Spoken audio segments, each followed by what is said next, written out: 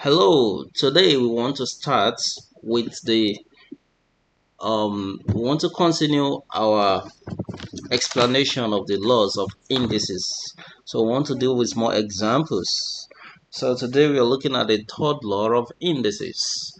Like what we said earlier, that the third law of indices states that the third law of indices. Okay, so in this particular law, we express that x raised to power 0 is equals to 1. Yeah, so which means anywhere we find x raised to the power of 0, it becomes 1. So if you have another example, if it is expressed like this, 3x raised to power 0. So if you look at this very well, you will see that the base has a coefficient which is 3. And this 3 is a coefficient does not have the same power as the base. So the 0 here belongs to x only, does not belong to the two of them. So a common mistake students make is to consider that these two have this 0 and this will not be considered as 1. If you write this one as 1, you are wrong, because the coefficient is also there, so which must be treated separately from the base.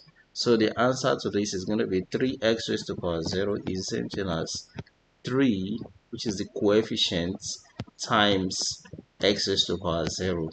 And this is 3 times 1. Because x raised to power 0, only x raised to power 0 is 1. So 3 times that's 1 is going to be 3. So this is how we express the third law of indices. So what do we have an expression like this? 4x raised to power 3 y squared divided by 2x squared y squared. Now looking at this expression, what do? We apply the second law of indices. That is, considering the coefficients, we take this and this, we divide them normally. It's going to be 4 divided by 2, while the x will undergo the normal division. So this is going to be x raised to power 3 minus 2, because the power of x here is 3 and the power of x here is 2, so that will be 3 minus 2. The minus is coming because of the division sign, while this one will be 2 minus 2, y raised to power 2 minus 2. And when this one cuts this, we have 2 left, and this is going to be x raised to power 3 minus 2, that will be 1, and this is going to be y raised to power 0. So the fact that y is raised to the power of 0 tells us that we can apply the third law of indices, which is 2x raised to the power 1 times 1, because y raised to the power 0 is equal to 1, and the final answer is 2x. So this is how we solve this. It's so simple. So that's how we go about that. What if we have an example like this? An example that says 5x raised to the power 4 y raised to the power 3, and divided by 2x squared y squared, everything squared. So this is going to be, now looking at this very well, you see that this has a bracket, and that bracket needs to be expanded, and for us to expand it, we multiply the power inside the bracket with the power outside the bracket. So the power of the coefficient, because the coefficients is also going to be affected by the power, because it is within the brackets, and the power of the coefficient here is 1. So that 1 will multiply these two. This 2 will multiply these two. This 2 will multiply these two. So that is how everything will be expanded. So we have 5x raised to the power 4. This is raised to the power 3. And then this is going to be 2 raised to the power 2. And x will be raised to the power 2 times 2. That's 4. While y will be raised to the power 2 times 2, 4 as well. Right? So at this point, this is going to be 5x raised to the power 4, y raised to the power 3, and this is going to be 4 2 raised to power 2 is 4. That is 2 times 2, 4. And x raised to power 4, y raised to power 4. So at this point, we'll see that the coefficients can be divided normally. This is 5 over 4. And that will be 5 all over 4. That one is there. Then x, they will undergo the normal division, which is applying the second law of indices to it. So this is going to be 4 minus 4. While this is going to be y raised to power 3 minus 4.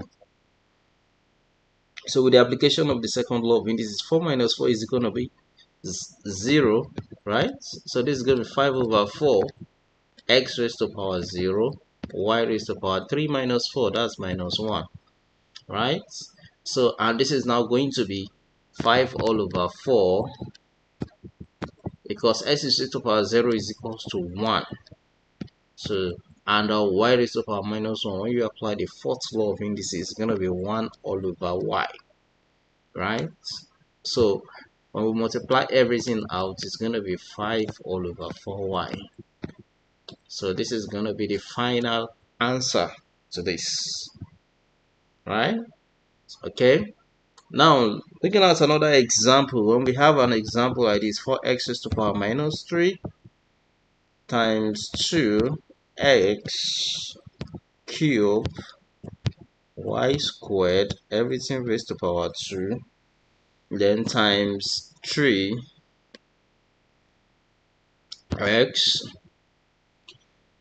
then minus 1, then y raised to power minus 2, for instance, and this is 2. Okay, so when we have this expression, the first thing we'll look at here is that there are brackets here which we need to do what? Expand. So the first thing here is that if you look at this, this is a coefficient. It is outside the brackets. Because it is outside the brackets, it's not going to be affected by the power here. So because of that, the powers inside, this is y raised to power 1 when only y is written without anything there, shows it is raised to power 1. Now without now this particular 3 is going to multiply 2 here, this 1 is going to multiply 2 here. So at that point, that's how the bracket will be expanded. And for this one, this minus 1 here is going to multiply the 2 here, and this minus 2 is going to multiply the 2. Likewise, this particular one, 3, is raised to power 1 here, is going to multiply the 2 here. So when we expand this, it's going to be 4x raised to power minus 3 times 2 x raised to power 3 times 2. That is this 3 times this 2, that will be 6. And y raised to power 1 times 2, that will be 2. And this is going to be 3 raised to power 2. That is power 1 times 2.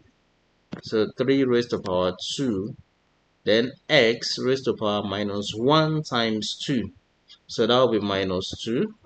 And y raised to power minus 2 times 2. That will be minus 4. Right? So after expanding everything, the next thing is now to apply our first law of indices. So applying the first law of indices is because they are all multiplying. We're going to have this one multiply this, and this multiplies this. First of all, before we do that, we need to take this one to the normal form, which is 3 raised to power 2, meaning 3 times 2. And 3 times 3. 3 times 3 is 9. That is 3 raised to power 2. That's 9. So it's now going to be 4x. 4 times 2, that's going to be 8. And 8 times 9 is going to be what? 72, right? So 8 times 9 is 72. So our final result here is going to be 72. Okay? So 72. Yes. So x is now going to be minus 3, yeah, plus 6, right? Then minus 2. So where are we getting this from? Minus 3, x from here. the power of x here is 6. That's plus 6. Because of this multiplication, we have addition, right? And then x raised to the power minus 2 here, and it is multiplication, you know, plus from the multiplication and the minus from here will multiply, and that will be minus eventually. That's why this one is minus 2, right? So then y itself will have to be raised to the power of 2 and minus 4, right? So we are raised to the power 2 minus 4. You know, the minus is coming from here because the plus that is coming from here will multiply the minus, and that will make it minus. That is plus times minus minus. So from there, this is now going to be 72 x raised to power. Now, minus 3 plus 6, that's 3. And 3 minus 2, that's 1, right? And y raised to power, what's that? y raised to power 2 minus 4, so that's minus 2, right? So at this point, it's now going to be 72 x raised to power 1, which is x times 1 all over y squared. So applying the fifth law of indices. So this is now going to be 72x all over y squared. So this is the final answer to this, right? Okay, so let's see another example. Okay, so looking at this example, we see that we have the numerator and the denominator here. So the first thing we'll do is, if there is anything in the numerator that can cause the denominator, we can straight away cut them out. Then we'll now apply the law of indices. 5 can cut 5 here, and 2 can cut 2 here. You get it? So whatever we have on the numerator and denominator that can cut, we can cut them. So the numbers, that is the coefficient that are now left after cutting, is 3 all over 2. Now we can now sit down and apply the laws of indices. So whenever they are up there, we apply the law of indices. Now from up to down, that's from the numerator to the denominator, then we apply the second law of indices, because this line is called dividing line, and when it comes to division, then we apply the second law of indices. So x is raised to power 3 here at the numerator, plus this is plus minus 4, which is of course minus 4. So minus 4 here, then plus 2. So this is all the x at the numerator, right? Now, which x do we have at the denominator? We have this x raised to power. So because it is division, so we say minus 2. So that minus is coming from the dividing line. Why this is 2. So at the same time, we also look at the y's. The y at the numerator, this y is raised to power 1 at the numerator. Then minus 2 at the denominator. And this is also minus 1 at the denominator. So by the time we now add them together, we get the final answer. 3 all over 2 x raised to the power of 3 minus 4. Of course, 2 minus 2 is 0. This and this, they are struck out. Then 3 minus 4 is minus 1. So we are left with minus 1 here. And our y is going to be what? 1 minus 1. That's of course 0. We are left with what? Minus 2. Okay. So this is now 3 all over 2 times 1 all over x times 1 all over y squared. And the final answer here is going to be 3 all over 2x y squared. So this is the final answer to this. Okay, we'll leave it here.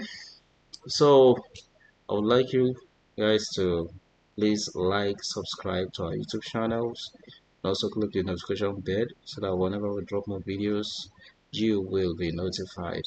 So you can quickly go through this, and you can also give us comments and also help us solve. So can you help us solve this particular example in the comment section and give us the final answer?